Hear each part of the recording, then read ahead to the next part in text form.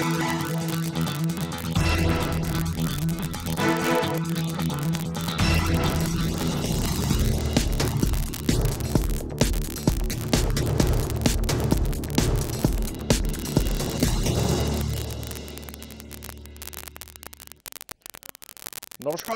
আপনারা দেখছেন পলিটিক্স। আপনাদের সঙ্গে রয়েছে আমি অঙ্কুর।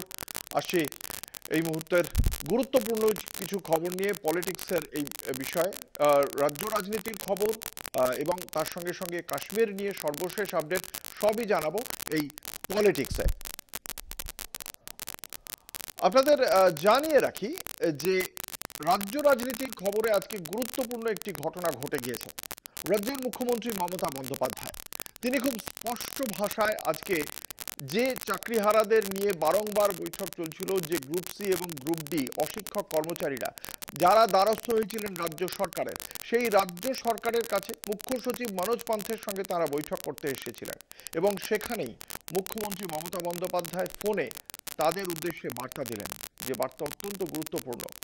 যতদিন মামলা চলবে ততদিন পর্যন্ত রাজ্য সরকারের পক্ষ থেকে ভাতার বন্দোবস্ত করা হচ্ছে গ্রুপ সি এবং গ্রুপ ডির যারা শিক্ষাকর্মীরা রয়েছেন তাদের জন্য। মাসে ভাতা 25,000, গ্রুপ সির জন্য, গ্রুপ ডির জন্য 20,000।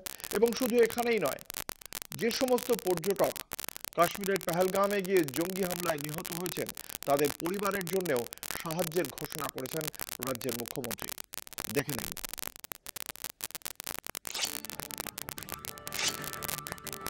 সুপ্রিম কোর্টের নির্দেশে চাকরিহারা অশিক্ষক কর্মীদের পাশে মুখ্যমন্ত্রী। গ্রুপ সি এবং গ্রুপ ডি কর্মীদের জন্য বিকল্প বেতনের ব্যবস্থা করল রাজ্য।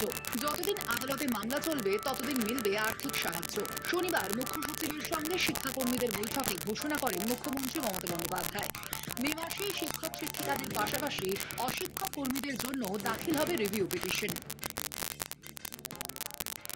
যতক্ষণ আমি রিভিউ করতে না পারছি ততক্ষণ আপনারা কিছুই পাচ্ছিলেন না।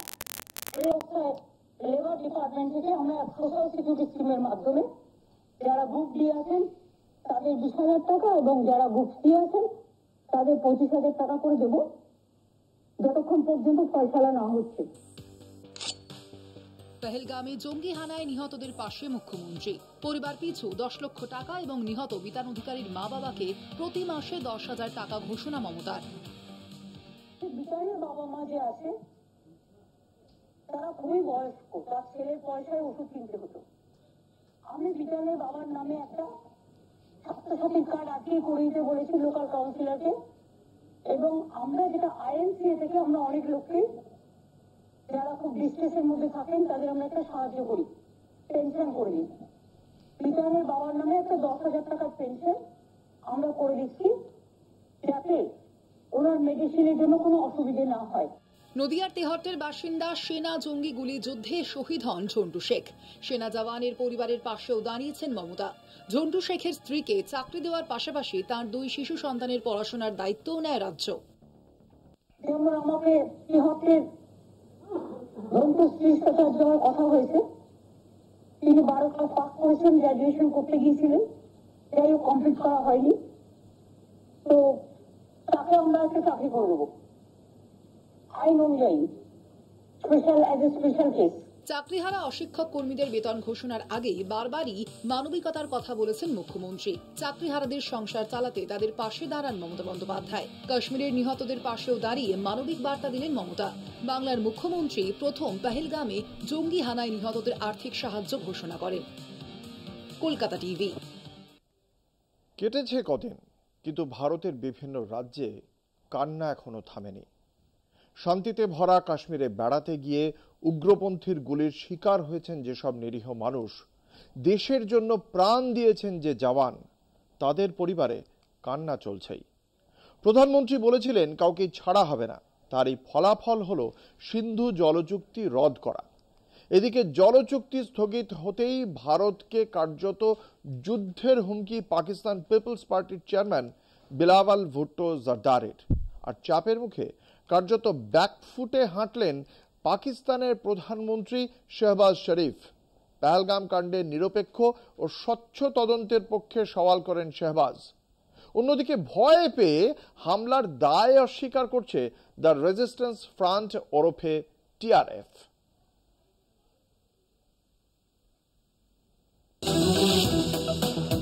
পেহেলগাম কাণ্ডের জেরে মন্ত্রিসভা নিরাপত্তা কমিটির বৈঠকে সিন্ধু জলচুক্তি স্থগিত করার সিদ্ধান্ত নেওয়া হয়। জলশক্তি মন্ত্রকের সচিব দেবশ্রী মুখার্জি পাকিস্তানের জলসম্পদ মন্ত্রণালয়ের সচিব সৈয়দ আলী মুর্তজাকে লিখিতভাবে ভারতের সিদ্ধান্তের কথা জানিয়ে দেন। এই পরিস্থিতিতে Pakistan Peoples Party chairman Bilawal Bhutto Zardari ভারতকে কার্যত যুদ্ধের হুমকি দেন। भारत को कहना चाहूंगा कि सिंधु हमारा है और सिंधु हमारा रहेगा। इस दरिया से हमारा पानी बहेगा या उनका खून बहेगा। যখন বিলাওয়াল ভুট্টো দাঁত নখ বের করে পাকিস্তানের আসল চেহারা দেখাচ্ছেন, তখনই চাপের মুখে কার্যত ব্যাগ ফুটে হাঁটলেন পাকিস্তানের প্রধানমন্ত্রী শাহবাজ শরীফ। পাকিস্তানের কাকুলে মিলিটারি একাডেমির এক অনুষ্ঠানে ভাষণ দিতে গিয়ে শাহবাজ পেহেলগাম কাণ্ডের নিরপেক্ষ তদন্তের কথা বলেন। The recent tragedy in Pahalgam is yet another example of this perpetual blame game which must come to a grinding halt, and now continuing with its role as a responsible country, Pakistan is open to participate in any neutral, transparent and credible investigation. তিনি ভারতের অভিযোগকে ভিত্তিহীন আখ্যা দিয়ে বলেন, পাকিস্তান নিজেই বহু বছর ধরে সন্ত্রাসবাদের সবচেয়ে বড় শিকার। তার দাবি অনুযায়ী পাকিস্তান ইতিমধ্যেই 90,000-এরও বেশি নাগরিককে সন্ত্রাসী হামলায় হারিয়েছে। কিন্তু পাকিস্তানে কিভাবে নিরাপদ আশ্রয়ে সন্ত্রাসবাদ বেড়ে উঠছে তা নিয়ে কিছুই বলেননি শাহবাজ শরীফ। এদিকে প্রথমে হামলার দায় নিয়েও চাপের মুখে দায় অস্বীকার দ্য রেজিস্ট্যান্স ফ্রন্ট ওরফে টিআরএফ এর। তারা জানিয়েছে জঙ্গি হামলার সঙ্গে তাদের কোনো যোগ নেই।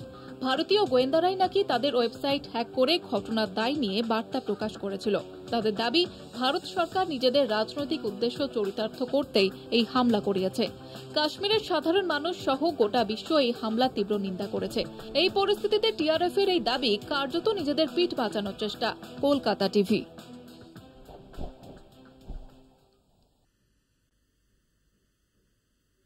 দুই দেশের মধ্যে যুদ্ধের মতো প্রায় পরিস্থিতি তৈরি হয়েছে। দুদেশে উত্তেজনার আবহে ফুটছে। যদি ভারত শেষ পর্যন্ত যুদ্ধের পথেই যেতে হয়, তাহলে ভারতের হাতে সামরিক বিকল্প ঠিক কি আছে কি? ভারত কোন পথে হাঁটবে? একটা ছোট্ট বিজ্ঞাপনী বিরতির পর ফিরে আসছি সেই খবর নিয়ে, সঙ্গে থাকুন। প্রধানমন্ত্রী বলেছিলেন ছাড়া হবে না। পেহেলগাম কাণ্ডের সেই বদলার জন্য সব রকমভাবেই তৈরি ভারত। এই মুহূর্তে আক্রমণের জন্য 4টি সামরিক বিকল্প রয়েছে ভারতের হাতে। 1, বিমান হামলা; 2, সীমিত স্থল অভিযান; 3, সার্জিক্যাল স্ট্রাইক; এবং 4, গোলাবর্ষণ। বোঝাই যাচ্ছে মারাত্মক বদলার জন্য তৈরি হচ্ছে ভারত।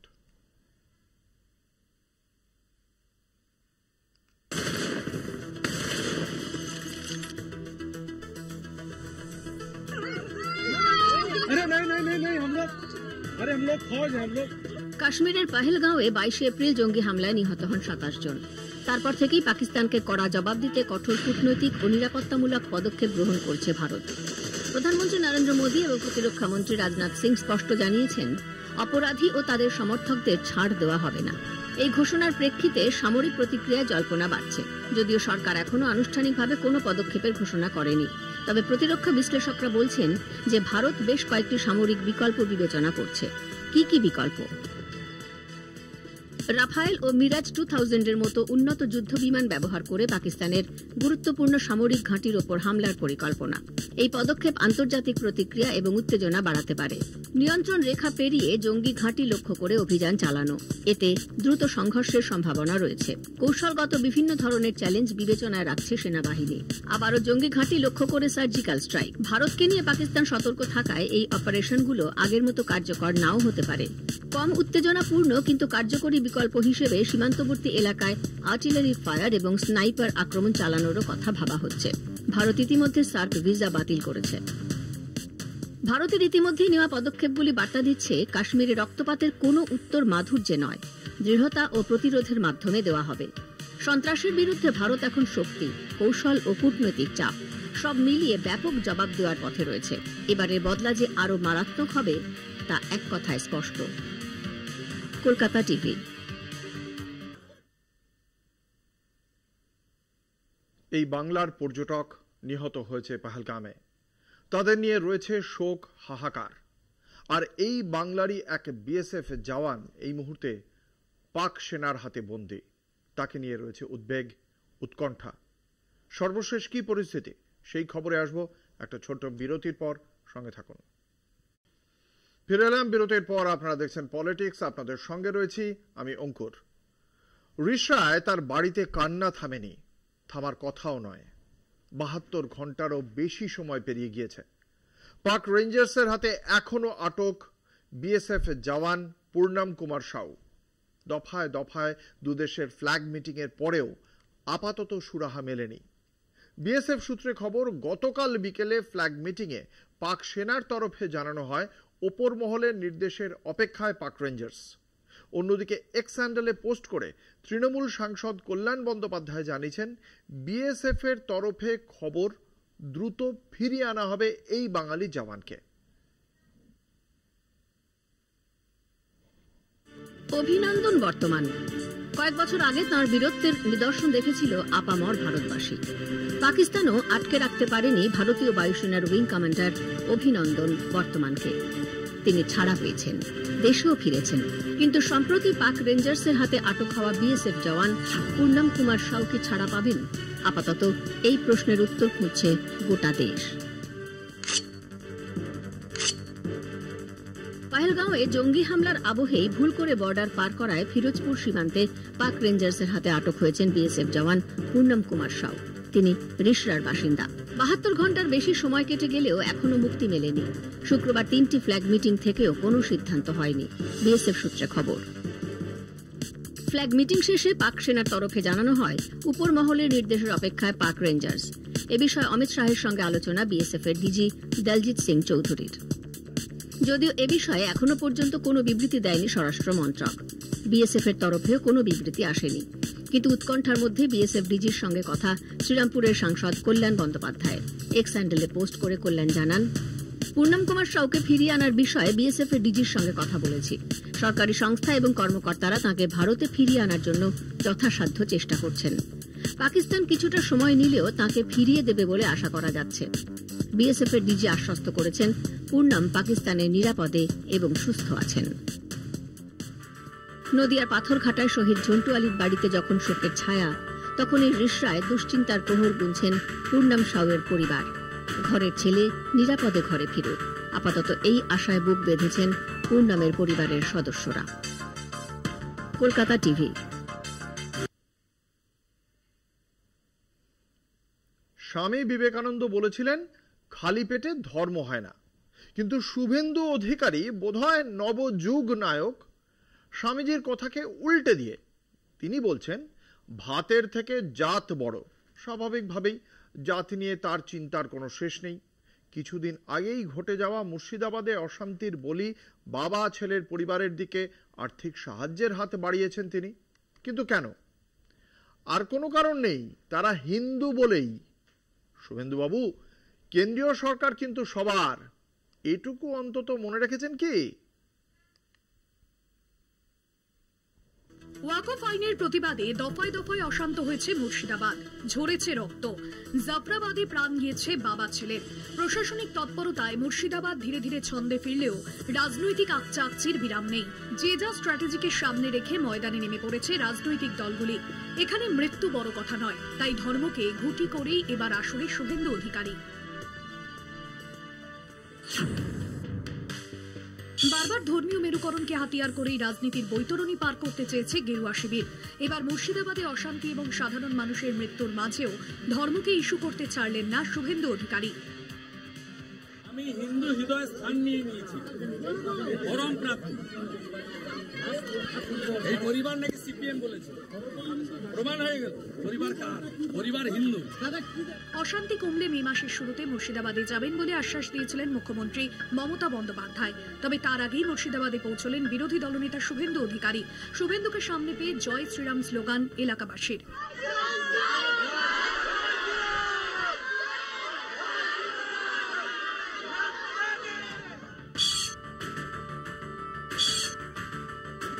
মুর্শিদাবাদে অশান্তির বলি হন জাফরাবাদের হরগোবিন্দ দাস এবং ছেলে চন্দন দাস। নিহতদের পরিবারকে 10 লক্ষ টাকা আর্থিক সাহায্যের কথা ঘোষণা করেছিলেন মুখ্যমন্ত্রী মমতা বন্দ্যোপাধ্যায়। মারা গেছেন যারা, তাদের পরিবারকে আমি কথা দিয়েছি 10 লাখ টাকা করে দেব। তাদের বাচ্চাদের পড়াশোনার দায়িত্ব আমাদের এমপিরা বলে এসছে, দরকার হলে গভর্নমেন্টও নিতে পারে। মমতার সাহায্যে না করে দিয়েছে হরগোবিন্দ চন্দনের পরিবার। এবার এই ইস্যুকেও কাজে লাগালেন শুভেন্দু অধিকারী। মমতা বন্দ্যোপাধ্যায়ের তরফে 10 লক্ষ টাকা ক্ষতিপূরণের কথা শুনে হরগোবিন্দ চন্দনের পরিবারকে পাল্টা 10,01,000 টাকা করে আর্থিক সাহায্য শুভেন্দু অধিকারীর। চেক হাতে নিয়ে কান্নায় ভেঙে পড়ে নিহতদের পরিবার।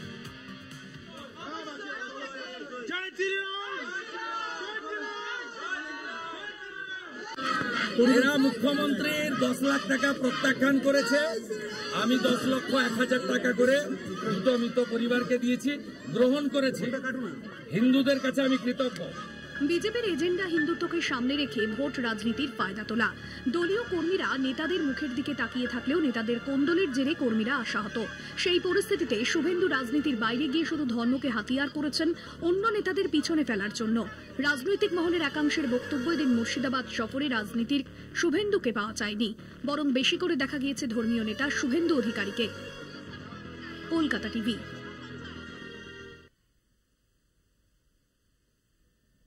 পলিটিক্স আজ এ পর্যন্তই। দেখতে থাকুন কলকাতা টিভি, রাত দিন 7 দিন।